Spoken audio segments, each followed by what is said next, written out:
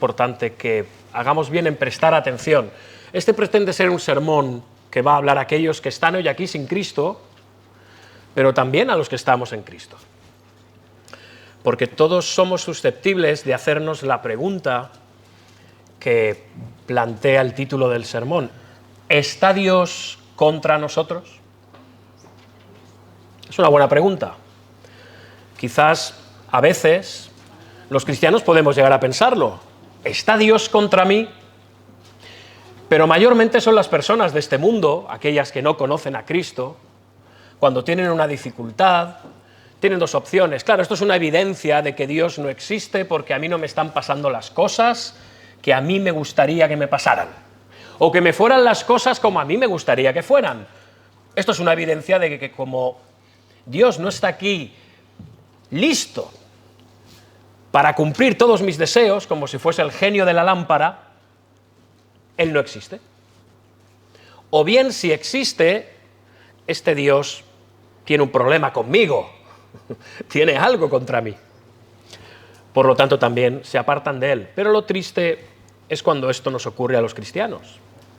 Y hermanos, no quisiera poner malos sentimientos en vuestros corazones, ni imputaros malos sentimientos, lo cual es pecaminoso. Pero todos en algún momento hemos pensado, ¿está Dios contra mí? Reconozco que no con estas palabras necesariamente, pero de otras formas sí. Entonces,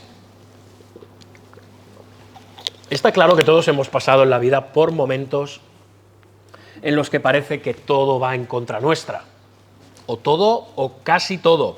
Parece que vamos de un problema a otro y que no acabamos de ver la solución a ninguno de ellos.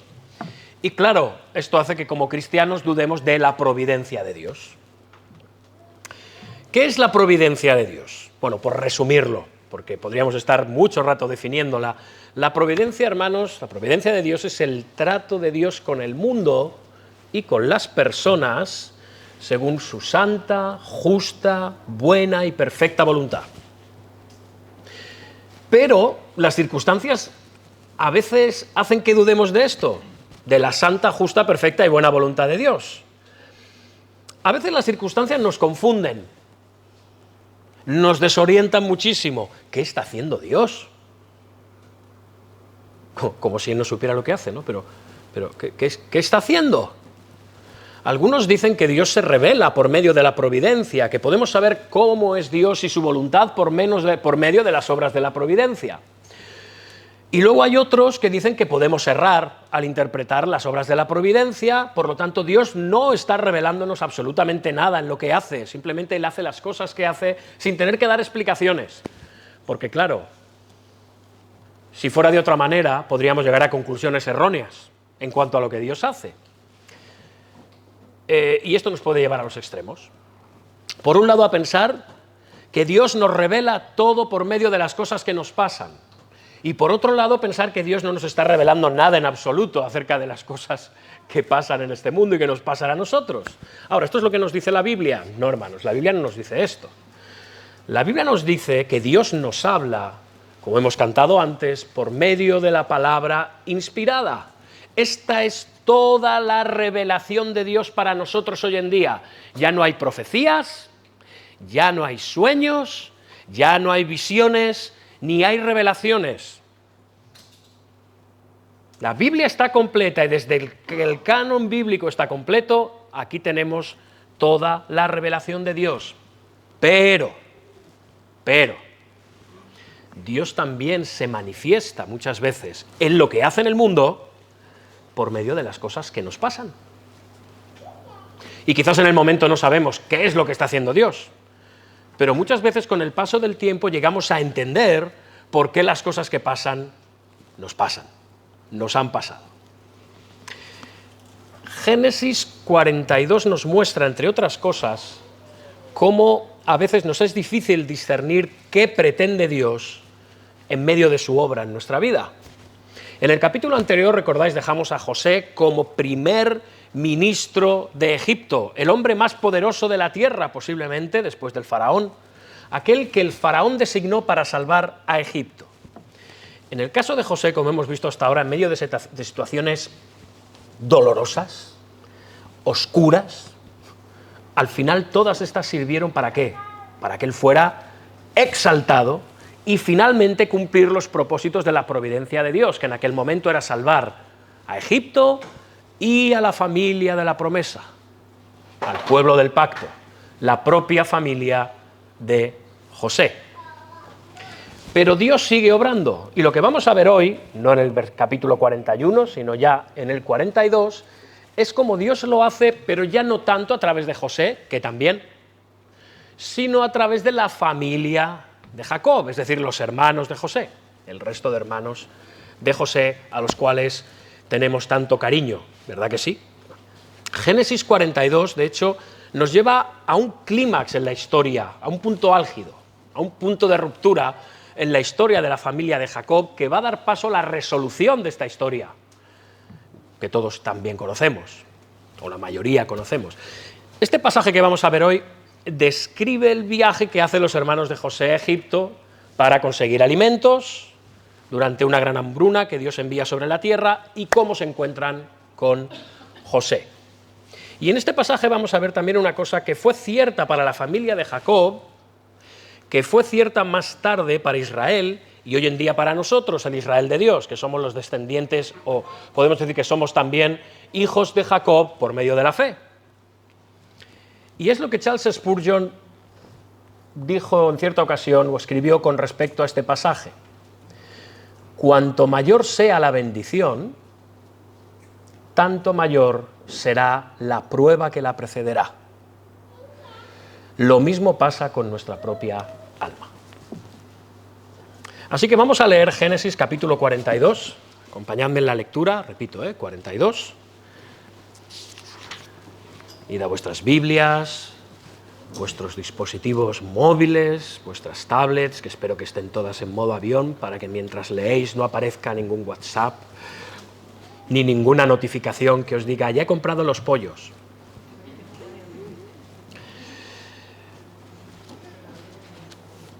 Y dice así la palabra del Señor. Viendo Jacob que en Egipto había alimentos, dijo a sus hijos, ¿por qué os estáis mirando? Y dijo, he aquí, yo he oído que hay víveres en Egipto, descended allá y comprad de allí para vosotros, para que podamos vivir y no muramos. Y descendieron los 10 hermanos de José a comprar trigo en Egipto. Mas Jacob no envió a Benjamín, hermano de José, con sus hermanos, porque dijo, no sea que le acontezca algún desastre. Vinieron los hijos de Israel a comprar entre los que venían, porque había hambre en la tierra de Canaán. Y José era el señor de la tierra, quien le vendía a todo el pueblo de la tierra.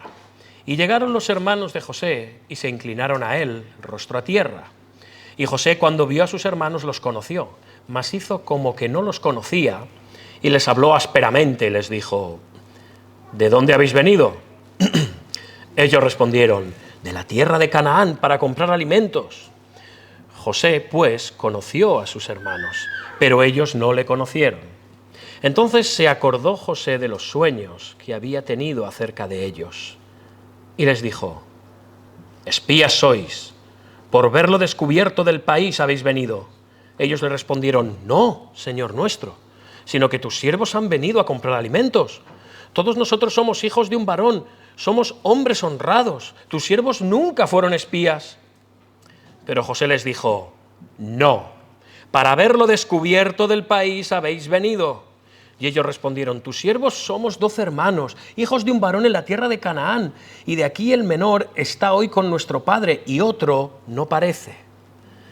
Y José les dijo, esto es lo que os he dicho, afirmando que sois espías. En esto seréis probados. Vive Faraón, que no saldréis de aquí, sino cuando vuestro hermano menor viniere aquí.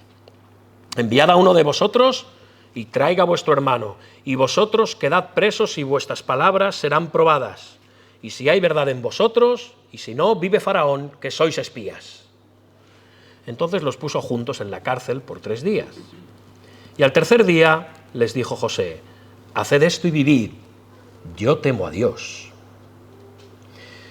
si sois hombres honrados, quede preso en la casa de vuestra cárcel uno de vuestros hermanos, y vosotros id y llevad alimento para el hambre de vuestra casa. Pero traeréis a vuestro hermano menor, y serán verificadas vuestras palabras, y no moriréis. Y ellos lo hicieron así. Y decía el uno al otro, verdaderamente hemos pecado contra nuestro hermano, pues vimos la angustia de su alma cuando nos rogaba, y no le escuchamos. Por eso ha venido sobre nosotros esta angustia. Entonces Rubén les respondió diciendo, no os hablé yo y dije, no pequéis contra el joven, y no escuchasteis. He aquí también se nos demanda su sangre. Pero ellos no sabían que los entendía José, porque había intérprete entre ellos. Y se apartó José de ellos y lloró. Después volvió a ellos y les habló, y tomó de entre ellos a Simeón, y lo aprisionó a vista de ellos. Después mandó José que llenaran sus sacos de trigo y devolviesen el dinero de cada uno de ellos poniéndolo en su saco, y les diesen comida para el camino, y así se hizo con ellos. Y ellos pusieron su trigo sobre sus asnos y se fueron de allí. Pero abriendo uno de ellos su saco para dar de comer a su asno en el mesón, vio su dinero que estaba en la boca de su costal. Y dijo a sus hermanos, mi dinero se me ha devuelto, helo aquí en mi saco. Entonces se les sobresaltó el corazón, y espantados dijeron el uno al otro, ¿qué es esto que nos ha hecho Dios?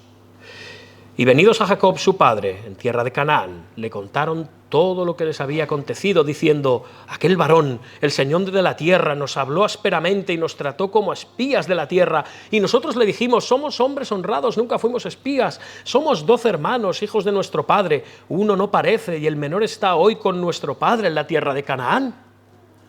Entonces aquel varón, el Señor de la tierra, nos dijo, en esto conoceré que sois hombres honrados, dejad conmigo uno de vuestros hermanos y tomad para el hambre de vuestras casas y andad y traedme a vuestro hermano el menor para que yo sepa que no sois espías, sino hombres honrados, así os daré a vuestro hermano y negociaréis en la tierra.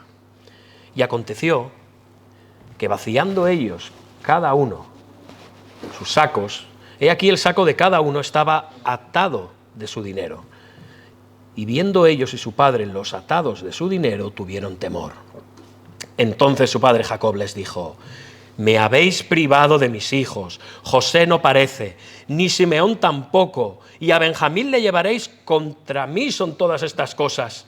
Y Rubén habló a su padre diciendo, harás morir a mis 2 hijos si no te lo devuelvo. Entrégalo en mi mano, que yo lo devolveré a ti. Y él dijo, no descenderá mi hijo con vosotros, pues su hermano ha muerto, y él solo ha quedado, y si le aconteciera algún desastre en el camino por donde vais, haréis descender mis canas con dolor al Seol. Hasta aquí la palabra de Dios, hermanos, y como iglesia respondemos, amén, amén.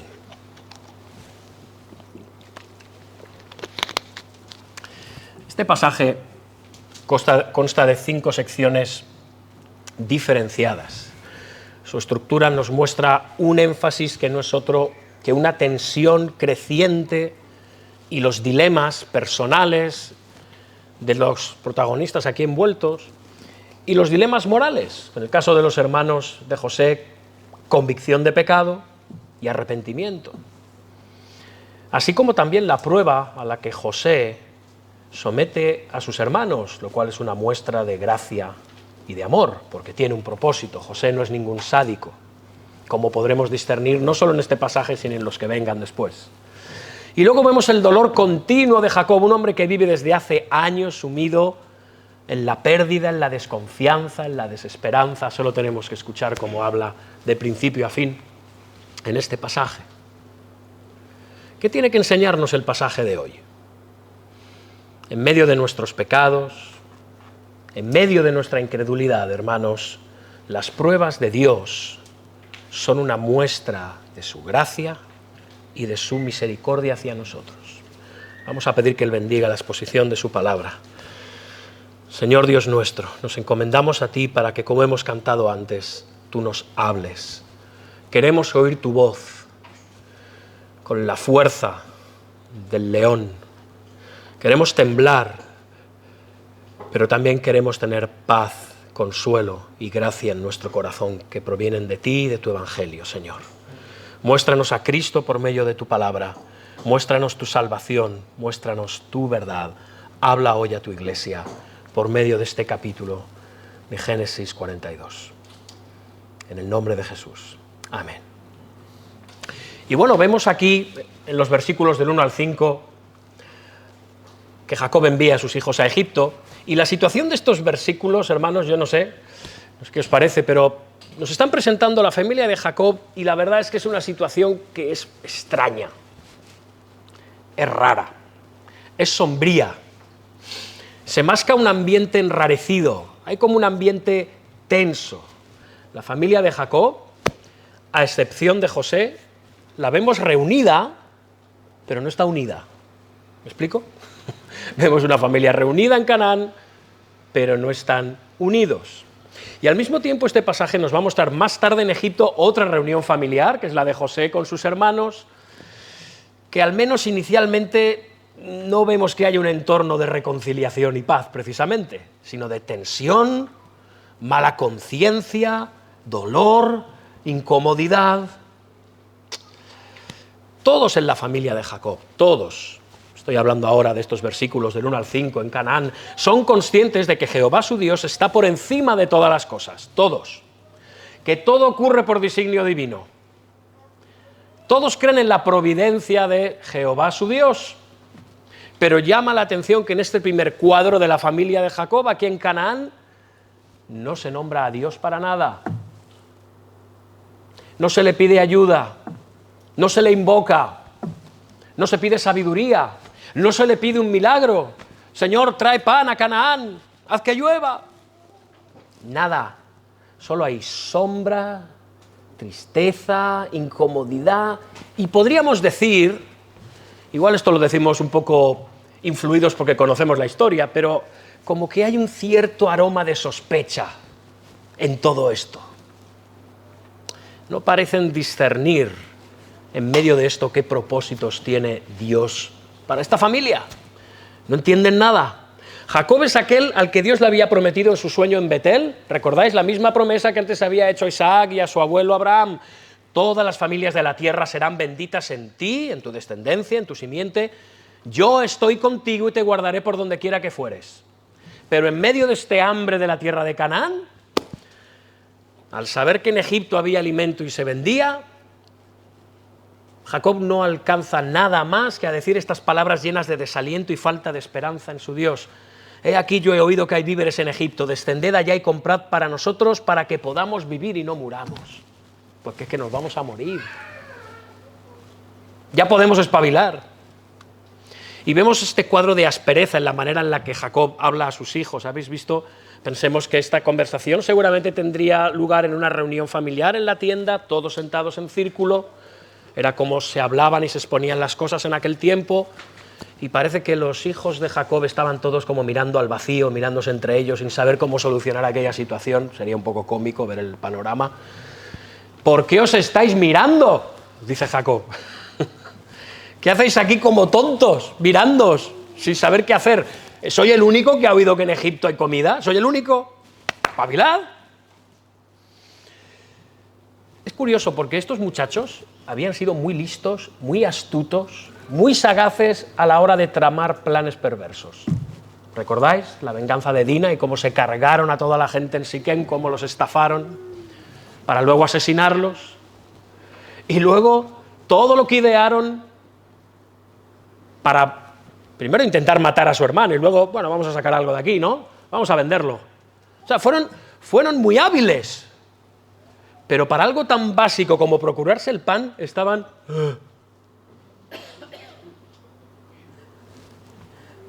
¿Qué hacemos? Y así somos muchas veces, ¿eh? Nos estamos riendo de esta gente, pero... somos muy ingeniosos, somos muy astutos para pecar, para que no se note lo malo que hacemos, para evitar las consecuencias, eso creemos, que podemos evitarlas, que nadie se entere de las cosas malas, pero para hacer lo correcto no somos tan listos, cuando a veces hacer lo correcto, lo debido, es lo más obvio, y más para un cristiano, parece como que nos cuesta un poco más, ¿no? Pero al mismo tiempo vemos que Jacob no ha cambiado mucho. No solo parece que la relación con los hijos es incómoda, sino que sigue teniendo favoritismos dentro de la familia. Al retener consigo a su hijo Benjamín, hijo de Raquel, como antes lo fue José, es obvio. No, este otro hijo mío de Raquel, que es el que me queda, no lo voy a enviar. No sea que le acontezca algún desastre, dice aquí Jacob, ¿no? Parece que Jacob no solo ha perdido la esperanza en Dios, sino también ha perdido la confianza en Dios. Pero tampoco es que tenga mucha confianza en sus hijos, ¿os dais cuenta? Porque como veremos al final, las palabras que dice son un poco inquietantes. Parece que no acaba de tener muy claro lo que ha ocurrido con su hijo José. Parece que les culpa de alguna manera de la muerte de José.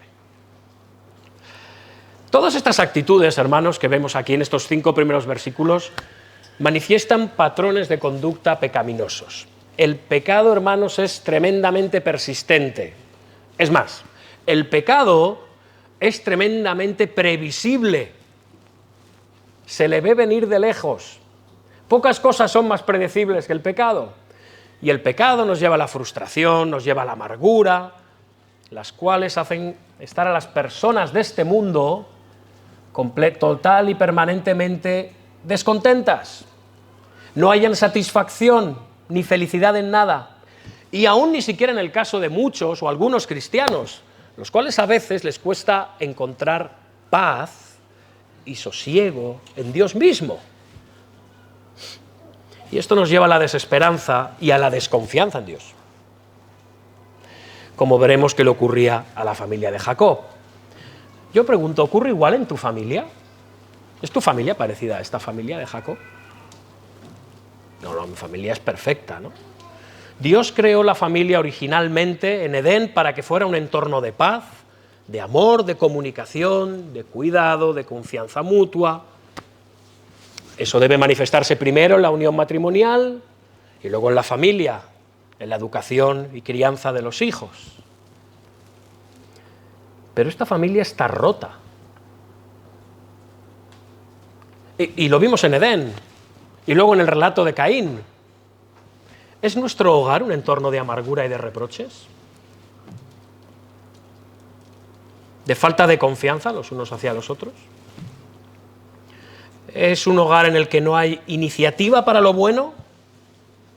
¿Hay que estar siempre empujándonos para hacer aquello que tenemos que hacer? ¿Un hogar en el que no hay ni amor ni comunicación sincera? ¿Un entorno en el que hay rencor, aspereza, palabras hirientes los unos a los otros? Si es así, debemos arrepentirnos. Y este pasaje tiene mucho que decirnos al respecto. Ahora, hay otra familia que debería de estar por encima de nuestra familia según la carne, y no todos lo entienden así. Y es la Iglesia. La Iglesia forma parte de la nueva creación de Dios. Somos un nuevo pueblo y somos una nueva familia. Es la nueva familia de Dios. Cristo hace nuevas todas las cosas. La Iglesia es una manifestación de la nueva familia de Dios. Somos una familia universal de hermanos y hermanas con un Padre que es Cristo, que es un Padre que es Dios, y con un hermano mayor que es Cristo. Y estás en la Iglesia y te relacionas con ella con rencor, desconfianza, aspereza y reprochando cosas a los demás. ¿No tomas la iniciativa para cuidar y amar a los demás dentro de la Iglesia? Si es así, diré que no estás cumpliendo con el propósito de Dios para la Iglesia, para su nueva familia. Porque es a donde vamos, hermanos, a una restauración de todas las cosas. Y eso empieza con la Iglesia. Si es así, de nuevo, también debemos arrepentirnos. Y este pasaje también tiene mucho que decirnos hoy. Nos dice nuestro texto en el versículo 5 que vinieron los hijos de Israel a comprar entre los que venían porque había hambre en la tierra de Canaán. Ahora, ¿por qué los 10? Bueno, en un principio era obvio que cuanto más fueran, más podrían cargar en los asnos, ¿no? Es algo evidente. Pero hermanos, veamos aquí la providencia de Dios que está empezando a cumplirse.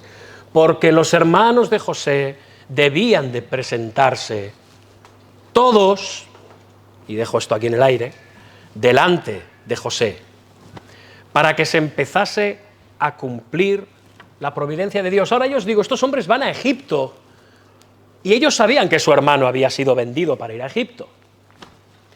Dios en su providencia está empezando a trabajar en el corazón de estos hombres.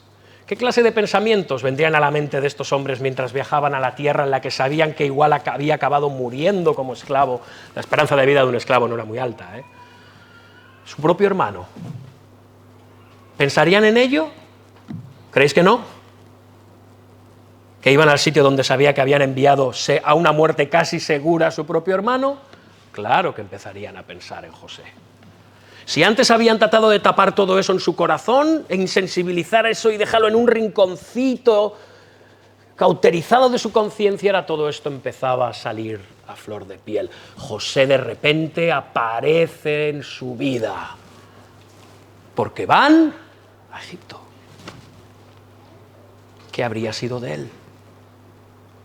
Hace 20 años. ¿Estaría vivo? Dios está empezando a poner el dedo en la llaga de su culpabilidad. Y esto nos lleva a la siguiente sección, los versículos del 6 al 17. Y vemos el encuentro de José con sus hermanos, aunque es un encuentro, es peculiar, pero es lo que es. Se están juntando de nuevo, eso lo sabemos nosotros. Y José. Dice el versículo 6, y era el Señor de la tierra, José, quien le vendía a todo el pueblo de la tierra, y llegaron los hermanos de José y se inclinaron a él rostro a tierra. Nos dice que era evidente que no estaría siempre a la disposición de los que compraban trigo, ¿no? José, seguramente. Mucha gente iría, ¿no? Pero en este caso estaba. Porque José tendría cientos de funcionarios para que hicieran este trabajo. Pero en este caso estaba. Y de nuevo, hay más cosas que debemos de tener en cuenta. Esto es fruto de la providencia de Dios. No era casualidad que ese día estuviese José allí. Hay quien especula también que aparte de la providencia de Dios, como José era extranjero, a lo mejor él trataba con determinados extranjeros que venían a comprar trigo a Egipto. Y como él además venía de la tierra de Canaán, pues él atendería a todos que venían de la tierra de Canaán. Evidentemente. Pero esto es una especulación, el texto no nos lo dice. Lo que está claro es que cuando llegaron allí los hermanos de José, José estaba allí supervisando la venta de grano. Y él los ve. ¿Os imagináis? Muy probablemente también se especula con que José estaba allí porque sabía que en algún momento tendrían que venir. Era inevitable. El hambre estaba alcanzando a toda la tierra. Y él pensaría, van a tener que venir. Aunque solo sea uno, pero van a tener que venir. Y yo quiero estar allí cuando eso ocurra. El caso es que él está allí, los ve, los reconoce, pero ellos a él no. Claro, era un hombre de casi 40 años. Ellos tendrían en su mente un chico de 17 años recién cumplidos, vestido como un hebreo, con aquella túnica de colorines, y ahora de repente se presentan ante todo un egipcio, con todo el atuendo egipcio, ¿bien? Y además el hombre más poderoso de la tierra. Lo último que pensaron, ¡ay, mira, José! Y es curioso porque dice el pasaje que les habla ásperamente José, y les pregunta, ¿de dónde habéis venido? Y sus hermanos le responden, de la tierra de Canaán para comprar alimentos. Parece que José se esté dejando llevar un poco por la amargura, ¿no? Da como la sensación. José está entre los hombres que le han hecho pasar 13 años de su vida como esclavo y prisionero en Egipto.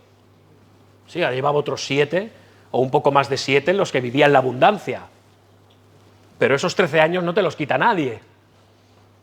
Como esclavo y prisionero. Lejos de su patria, lejos de su padre, lejos de sus ambiciones y proyectos, lejos de un entorno seguro y próspero. Obviamente sería normal, sería muy humano, estarás de acuerdo conmigo, en que les costara un poquito hablarles con cariño, ¿no? Pero como veremos, José, en la gracia de Dios, ha conseguido estar por encima de todo esto. Por las cosas que vamos a ver que ocurren en este capítulo y en los venideros. Todo lo que ocurre a continuación es motivado por el amor hacia sus hermanos. Y esta situación nos lleva al clímax y a la máxima tensión del pasaje. Casi parece una película de Alfred Hitchcock, ¿no? Es el mago del suspense. ¿Le reconocerán sus hermanos? ¿Se presentará él ahora como José y hará caer toda su ira como primer ministro de Egipto sobre ellos? Os vais a enterar ahora. Este pasaje nos dice algo muy interesante. Fijaos, versículo 9. Entonces se acordó José de los sueños que había tenido acerca de ellos. ¿Os acordáis los dos sueños que había tenido José allí en Canaán? Primero esos manojos, 11 manojos, uno por hermano, que se inclinaban delante de su propio manojo de trigo, que era mucho más alto, estaba más elevado, ¿recordáis? Sí, claro, se acordó. Y además en un contexto de grano, de trigo, ¿no? Ellos venían a por trigo y están estos manojos inclinándose ante José. Claro, ellos están porque han venido a comprar trigo delante de José. Pero había un detalle que decía que algo no estaba bien del todo aquí, porque no estaban inclinándose los 11, solo había 10 hermanos. José posiblemente pensó, sí, se están inclinando, pero no están los 11. El sueño está empezando a cumplirse, pero no están los 11. Benjamín no está. Esto hace mucho más comprensible, entre otras muchas cosas, la actitud de José ahora. Todo cuanto ocurre acabará llevando al cumplimiento total del sueño de los 11 manojos que se inclinan delante de José. Y ahora arroja sobre ellos una acusación falsa. Les dijo, espías sois por verlo descubierto. Esto descubierto son las zonas sin fortificar, las zonas sin guarniciones militares de Egipto, ¿sí? Lo descubierto de la tierra, ¿no? Lo descubierto del país habéis venido a ver. Obviamente es posible que otras naciones, viendo la gran hambruna, pues con sus servicios de inteligencia, nunca he entendido por qué los llaman así, pero bueno, los servicios de inteligencia van a espiar para ver si hay puntos flacos, puntos débiles en Egipto, porque pueden estar siendo susceptibles de ser invadidos, ¿no? Así que José aprovecha esto para acusar a sus hermanos de espías, para llevar a cabo su plan de que sus 11 hermanos estén delante de él.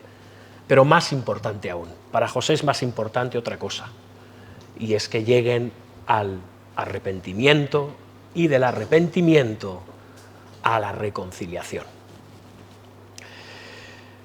Y esto nos puede parecer un poco cruel y sádico de parte de José, incluso parece una perversa vanagloria querer que sus hermanos se inclinen delante de él, ¿no? En su presencia, parecería un poco mezquino, ¿no? Sí, os vais a arrodillar aquí delante de mí.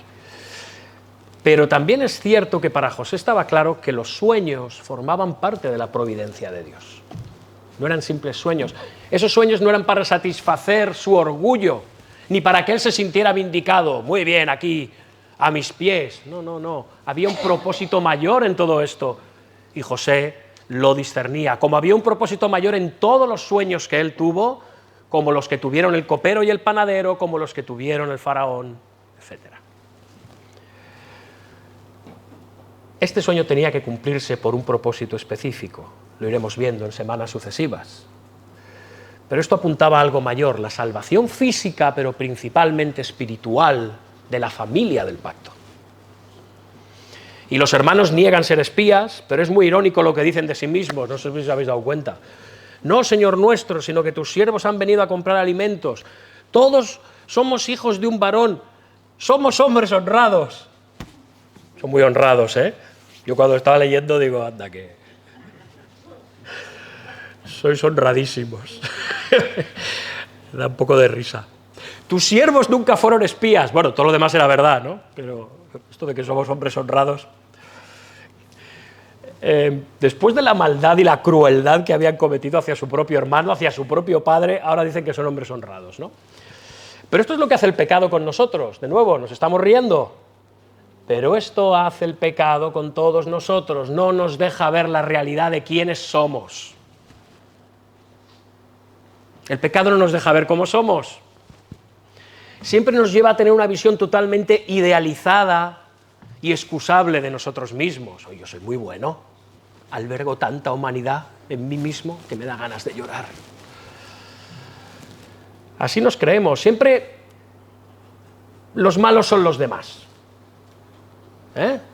El mal siempre lo hacen otros, las culpas siempre son de otros, incluso de Dios. ¿Os acordáis de Adán? La mujer que me diste como compañera me dio del árbol y yo comí, echando balones fuera. La mujer que me diste tú. O luego Eva, la serpiente me engañó y yo comí. No, nosotros no hemos hecho nada. ¿Cómo que no? Pero bueno, José sigue con su plan y les sigue acusando de espías. Es muy interesante, porque ellos ahora están probando algo de lo que no eran testigos y de lo que incluso podemos decir que no eran culpables, pero están probando en sus carnes lo que es una falsa acusación, como la había experimentado José, con la esposa de Potifar. Y ellos replican y requete replican que no, que son hijos del patriarca Jacob, que eran 12 hermanos, que uno está muerto, que el otro está allí con mi padre. Estaban desesperados, ¿no? Y José continúa, no, esto es lo que os he dicho, afirmando que sois espías y en esto seréis probados. Vive Faraón que no saldréis de aquí, sino cuando vuestro hermano menor viniere aquí, enviad a uno de vosotros, traiga a vuestro hermano y vosotros quedad presos y vuestras palabras serán probadas si hay verdad en vosotros, y si no, vive Faraón que sois espías, y esto era pena de muerte. Entonces los puso juntos en la cárcel por 3 días. José quería que estos hombres honrados, sus hermanos, tuvieran un poco de tiempo para pensar y reflexionar acerca de sus pecados. Los hermanos ahora empezarían a experimentar parte del sufrimiento de José, 3 días del sufrimiento que José había experimentado por 13 años. Pero esto estaba obrando en sus corazones. Y este era el propósito de la prueba. José también estaba probando sus corazones en cuanto a su hermano Benjamín, para ver si lo amaban, o le tenían el mismo desprecio a él que a él le tenían por ser hijo de Raquel, el favorito y la favorita de mi padre. Pero también si tenían amor hacia su padre, al que habían sido capaces de engañar miserablemente, sin ningún problema en la conciencia. ¿Serían tan crueles como antes estos hombres honrados? Esto también tiene que hacernos reflexionar sobre algunas cosas. De nuevo, es muy habitual no responsabilizarnos de nuestros pecados, ni siquiera de las consecuencias que estos pecados nos pueden acarrear. Somos expertos de nuevo en acusar a otros o en acusar a las circunstancias, pero nunca a nosotros. Sí, la Biblia nos muestra que a veces somos víctimas del pecado de otros por vivir en un mundo caído, claro que sí, ese es el caso de José. Pero la mayoría de las veces somos víctimas de nuestros propios pecados. Y ahora estos hombres honrados, según ellos, están empezando a experimentar las consecuencias de sus propios pecados. Y al mismo tiempo vemos como el pecado ha roto una familia, como la del patriarca Jacob, como decíamos antes. Un padre que desconfía de sus hijos, unos hijos con una conciencia endurecida y un hermano alejado de los suyos durante años. Qué desastre familiar, ¿no? Pero también podemos ver al mismo tiempo en todo este pasaje, no sé si os da la sensación, una gran tristeza y melancolía en todo lo que está pasando. Todos dan pena, en el sentido, no digo con desprecio, es muy triste todo esto. Nos tiene que llevar a la compasión, todo lo que está pasando. El propósito de la providencia de Dios en medio de esta situación es empezar a restaurar toda esta tristeza que desborda el pasaje. La tristeza de Jacob, la tristeza de José, la tristeza de los hermanos que están empezando a ver su culpa. Y esto nos lleva a los versículos 18 al 24, y es esta prueba de José, ¿no? Pasan 3 días, los hermanos de José seguro que han tenido tiempo para pensar y mucho, seguramente José también, y dice los versículos 18 y 20, y al tercer día les dijo José, haced esto y vivid, Yo temo a Dios. Si sois hombres honrados, quede preso en la casa de vuestra cárcel uno de vuestros hermanos, y vosotros id, llevad alimento para el hambre de vuestra casa, pero traeréis a vuestro hermano menor y serán verificadas vuestras palabras y no moriréis. Y ellos hicieron así. Parece que entraba dentro de los planes de José, pero ahora se presenta delante de ellos suavizando la condena que había puesto sobre ellos, las condiciones. Y es curioso porque, fijaos, José trae por primera vez en el pasaje a colación el nombre de Dios. Hasta ahora Dios ha estado ausente. Les dice a sus hermanos que él teme a Dios. La palabra que se utiliza aquí es Elohim, el Dios creador. Y José está siendo totalmente intencional. Está confrontando a sus hermanos con el temor de Dios que ellos no tenían.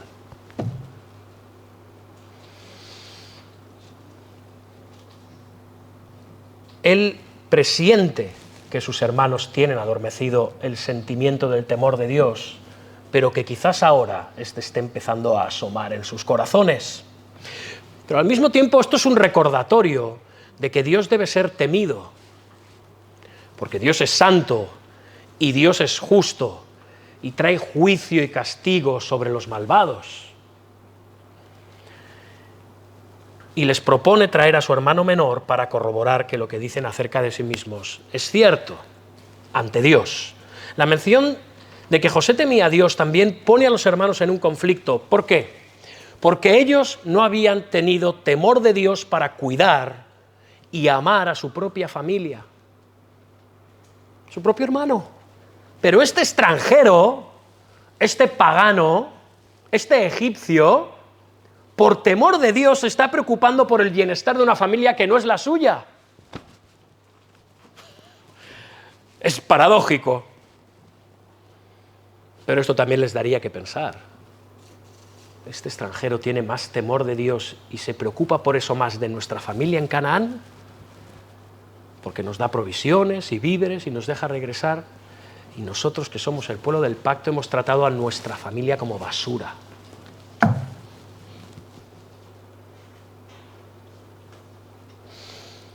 Vaya duro golpe en el corazón de estos hombres honrados, ¿verdad? Y aquí es donde empezamos a ver el poder regenerador del Espíritu Santo en el alma de estos hombres, trayendo primero convicción de pecado y después arrepentimiento.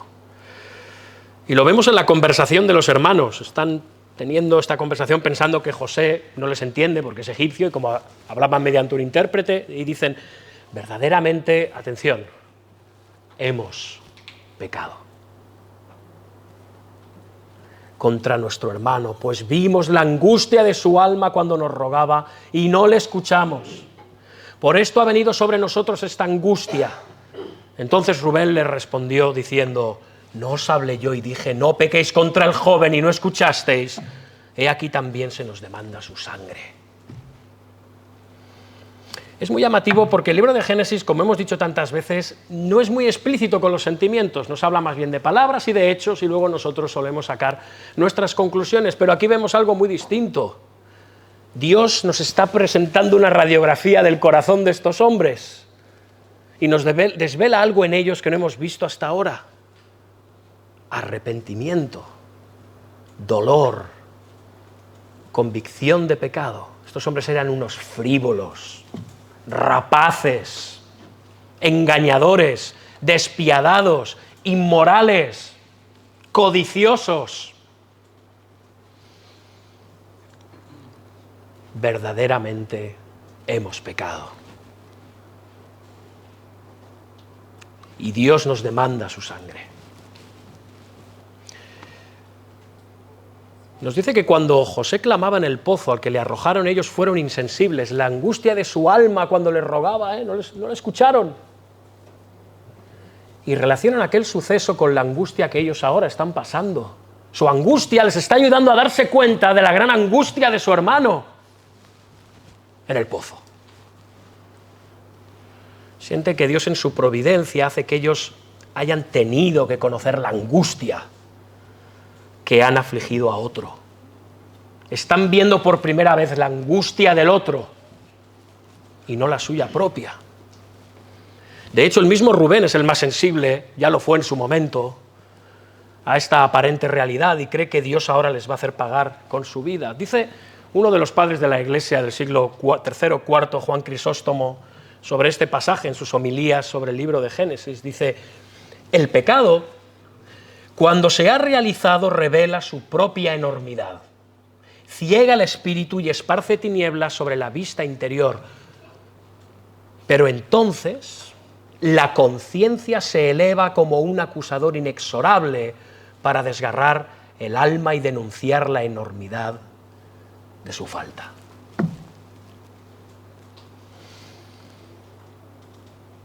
Pero también vemos aquí los sentimientos a flor de piel de José. Ellos no sabían que los entendía porque había intérprete entre ellos, y se apartó de ellos y lloró. Después volvió a ellos y les habló, y tomó de entre ellos a Simeón y lo aprisionó a vista de ellos. Esta es la primera de las 3 veces que José se tiene que ir porque no puede aguantarse. Todas las emociones le están viniendo. La carga emocional de este relato no lo habíamos visto hasta ahora. Este hombre, al escuchar a sus hermanos arrepentirse y derrumbarse, reconocer ante Dios su culpabilidad por su terrible acción, José no puede más.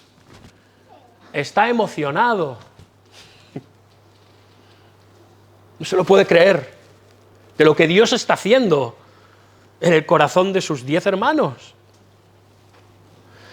Y entonces aprisiona a Simeón. ¿Es por qué? Bueno, en primer lugar porque quien manifestó en todo momento una mayor propensión a hacer el bien y al temor de Dios, en cierta medida fue Rubén, el primogénito. El siguiente, recordáis, venía Simeón, así que se va a quedar Simeón. Por eso no es que hiciera pito, pito, colorito, va, se queda Leví, se queda Simeón, no. Tenía un sentido que fuera así. Deja a Simeón y ahora libera al resto y los envía a Canaán. Y vemos los versículos del 25 al 28, el regreso de ellos a Canaán. Se nos dice que José los envía de nuevo a Canaán para que regresen con su hermano Benjamín, con su padre Jacob. Él les da víveres y provisiones, les pone todo el grano, todos los sacos, pero sin que se den cuenta mete el dinero de cada uno de ellos que habían pagado dentro de las sacas.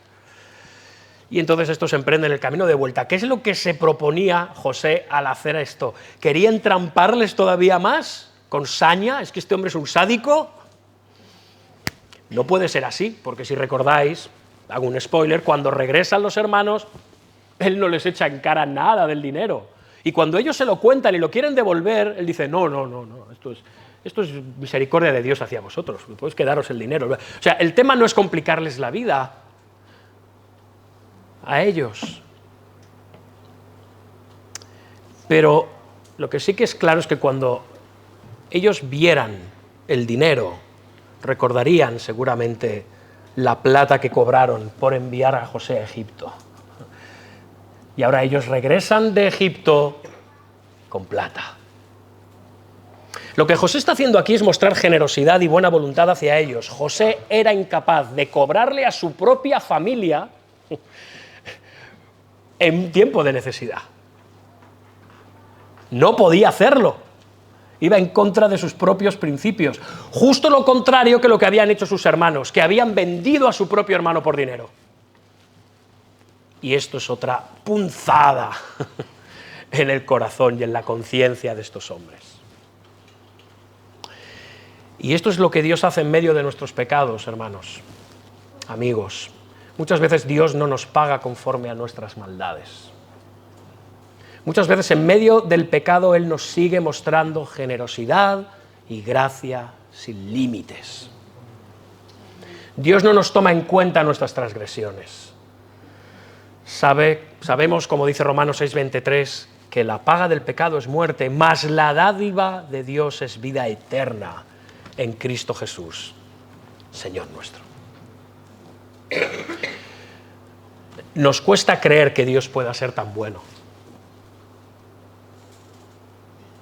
Estos hombres lo primero que pensaron es, este hombre nos quiere hacer algo, nos quiere hacer daño. Ni pasó por la mente de ellos, qué hombre tan generoso.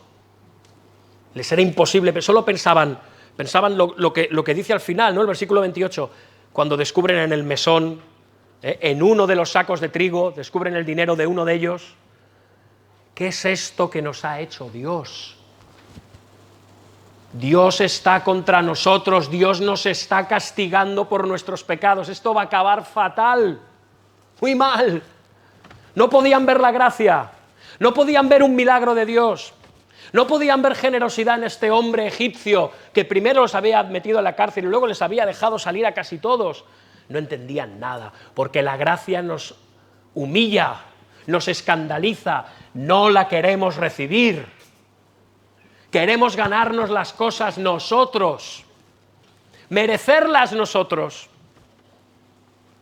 Pero cuando la gracia de Dios nos abofetea en el mejor de los términos, lo quiero decir esto, no sabemos reaccionar.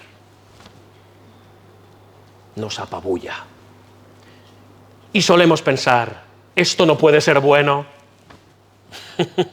esto no puede acabar bien, tanta gracia, tanta misericordia, tanto perdón, tanta generosidad, tanta paciencia en Dios.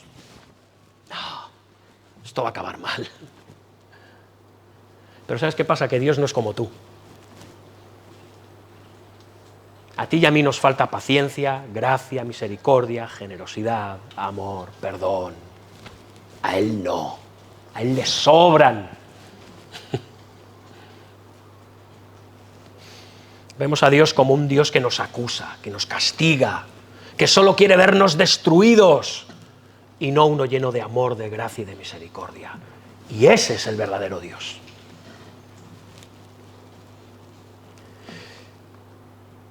Y sí, estos hombres se quedan aterrorizados. ¿Qué es esto que Dios nos ha hecho? Solo pueden pensar en el castigo de Dios, porque saben que Dios es justo.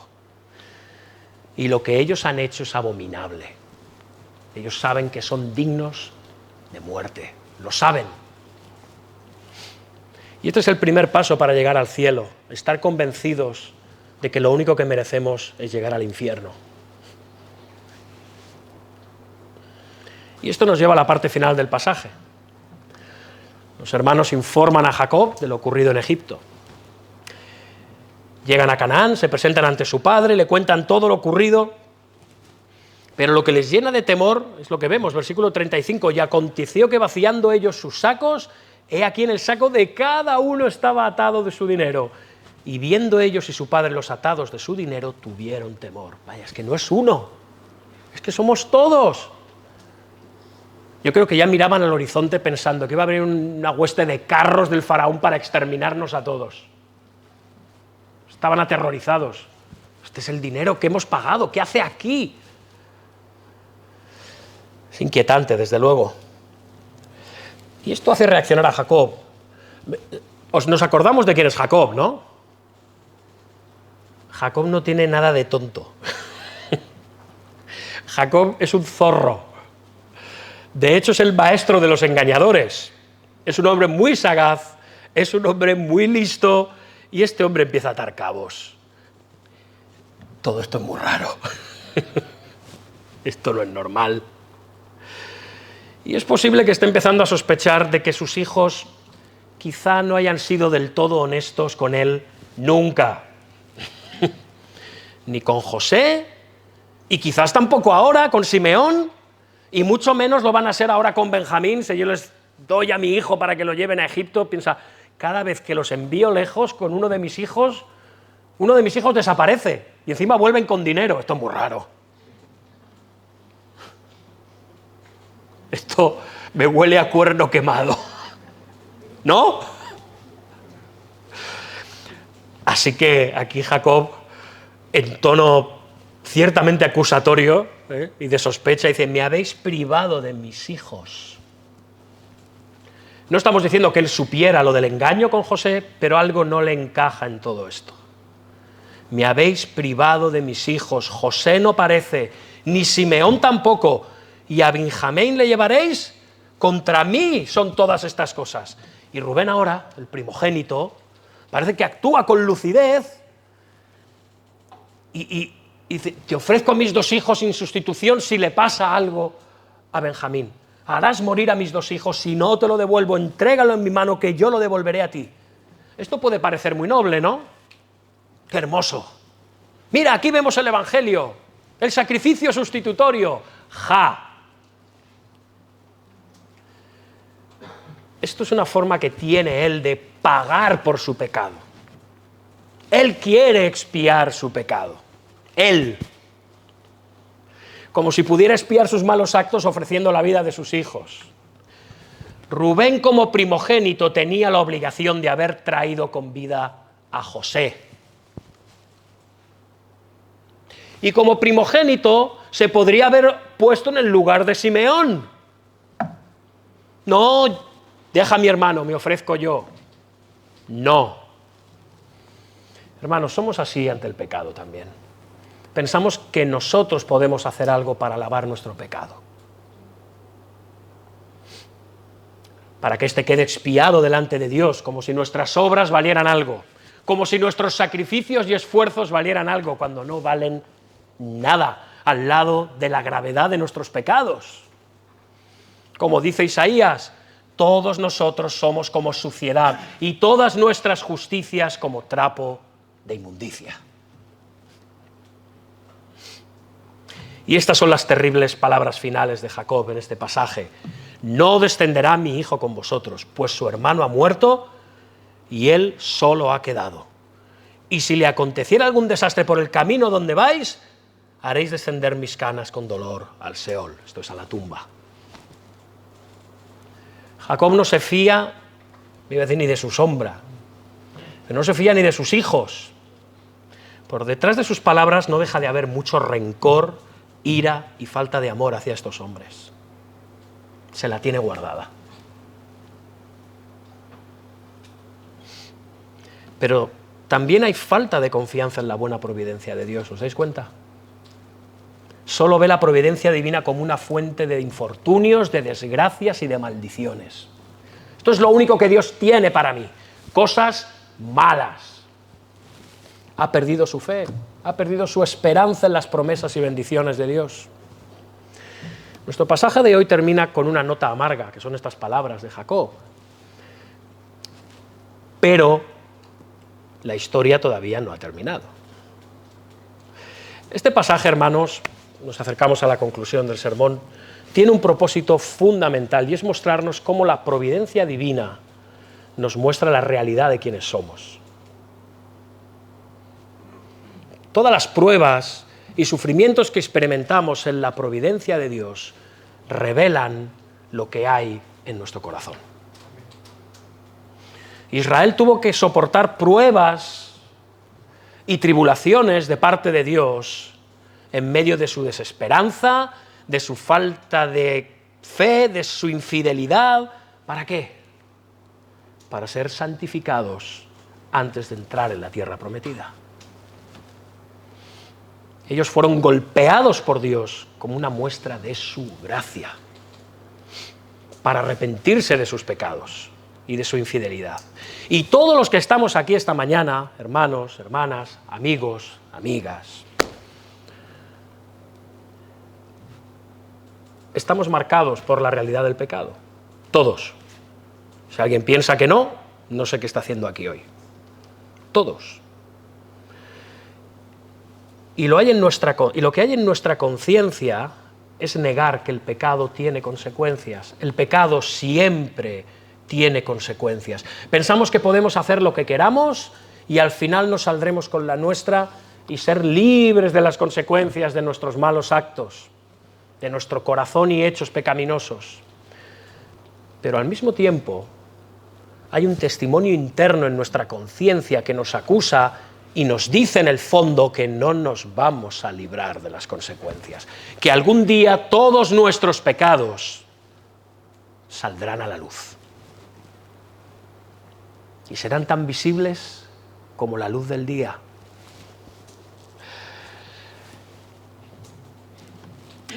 En ciertos momentos, cuando algo malo nos ocurre, pensamos que lo que estamos sufriendo son las consecuencias del castigo de Dios por el mal que hemos cometido, ¿verdad?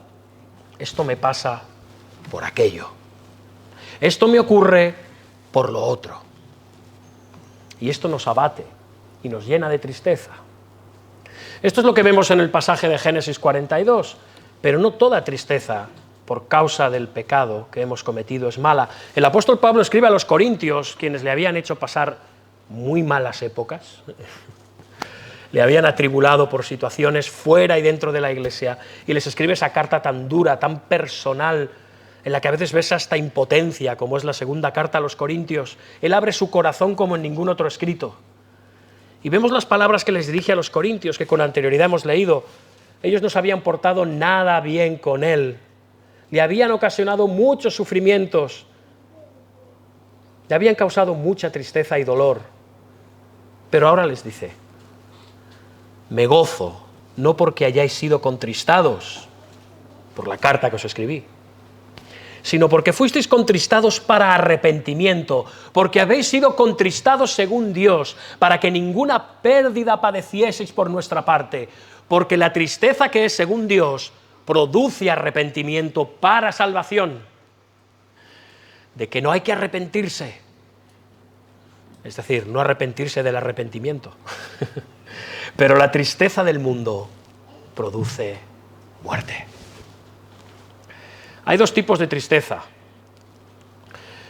como también hay dos tipos de tribulaciones y pruebas. Una, la que lleva a muchos a seguir en medio de las pruebas negando a Dios y despreciándolo y sin arrepentirse y echándole la culpa de todo. Y el destino de estas personas es la muerte espiritual y el infierno. Esa es la muerte de la que habla Pablo. La otra tristeza es la que nos lleva a reconocer nuestro pecado, lo cual nos lleva a Cristo, y esto nos lleva a vida eterna. La tristeza de Dios, que está trayendo Dios mediante José a sus hermanos, es tristeza para vida, para que se arrepientan y vuelvan a Dios. Eso es arrepentirse, volverse, pero volverse a Dios, cambiar nuestros caminos. Y esto tiene lugar por medio de un cambio de mente que se obra en el corazón mediante el anuncio del Evangelio de Jesucristo. Pero hermanos, no somos salvos por nuestro sufrimiento, no somos salvos por nuestras pruebas, no somos salvos por nuestro arrepentimiento. No. Fijaos, los hijos de Jacob están empezando a arrepentirse por medio de sus pruebas y tribulaciones al ser conscientes de las pruebas de otro. Sus pruebas les llevan a pensar en las pruebas de otro. En este caso es José. Y Dios nos atribula para que pongamos nuestros ojos en los sufrimientos y pruebas de otro. Jesucristo en la cruz del Calvario. Dice Charles Spurgeon acerca de esto: cuando el Señor Jesucristo quiso salvarnos y hacernos sentir el perdón de nuestros pecados, primero nos convenció de nuestra propia maldad. Dios infringió duros golpes a nuestra arrogancia moral, nos abatió hasta el polvo y pareció hacernos revolcar en el fango. Parecía como que se deleitaba en pisotearnos y en aplastar nuestras esperanzas para destruir cualquier expectativa grata. Y todo esto fue para que no dependiéramos de la justicia propia, para arrancarnos de raíz, para impedir que creciéramos y nos arraigáramos en esta tierra, para obligarnos a descansar en su sangre y en su justicia, y para procurar la vida en nuestra alma solo en Él. A menudo esta gran bendición de la salvación viene precedida de tormentas y densos nubarrones. En conclusión, hermanos, en su providencia Dios nos golpea para salvarnos, para darnos arrepentimiento y para hacernos más como Cristo. José, el exaltado señor de Egipto, probó a sus hermanos para convencerlos de pecado contra él. Tras su ascensión, Jesús derramó su espíritu para dar convicción de pecado a su pueblo Israel por el mal que habían cometido contra él, contra su hermano mayor. Oremos para que el Espíritu Santo, el Espíritu de Cristo, dé convicción de pecado a los perdidos, de manera que puedan comenzar a desear escuchar las buenas nuevas, el Evangelio de salvación. Y, por último, hermano, hermana, en Cristo, que estás hoy aquí esta mañana, no lo olvides, cuando Dios usa su palabra, el Espíritu Santo, diferentes medios y su providencia y situaciones en esta vida para convencerte de pecado, no lo evites. Busca su gracia. No nos será de ayuda castigarnos ni sacrificarnos nosotros mismos, haciendo penitencia cristiano-evangélica para ser perdonados, como quería hacer Rubén. Dios no necesita tu penitencia. Detrás de las aterradoras convicciones de pecado que el Señor nos da, se encuentra un corazón afectuoso y lleno de misericordia y gracia, que es el de Cristo, para todos aquellos que se arrepienten. No, hermanos, no, amigos, Dios no está contra nosotros. Amén. Oremos. Padre Dios nuestro, venimos delante de ti para pedirte, para suplicarte que derrames convicción de pecado y arrepentimiento en nuestros corazones. Lo necesitamos, Señor. Lo necesitamos. Toda nuestra vida cristiana es una vida de arrepentimiento y fe en Cristo. Arrepentimiento de obras muertas y fe en aquel que pagó para redimirnos de esas obras. Señor, te damos gracias por tu misericordia, por haber obrado en el pasado en nuestros corazones, por habernos traído de muerte a vida. Pero, Padre, queremos seguir creciendo en arrepentimiento y en fe y en convicción de pecado, pues sabemos que aún hay mucho que santificar en nuestros corazones, oh Padre.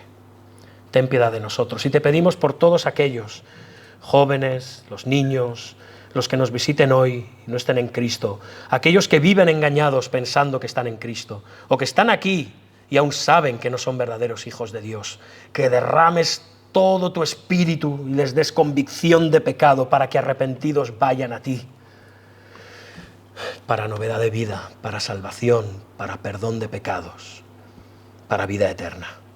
Te pedimos por todos ellos, que tú obres tu obra todopoderosa en ellos, porque te lo pedimos en el nombre de Jesús. Amén.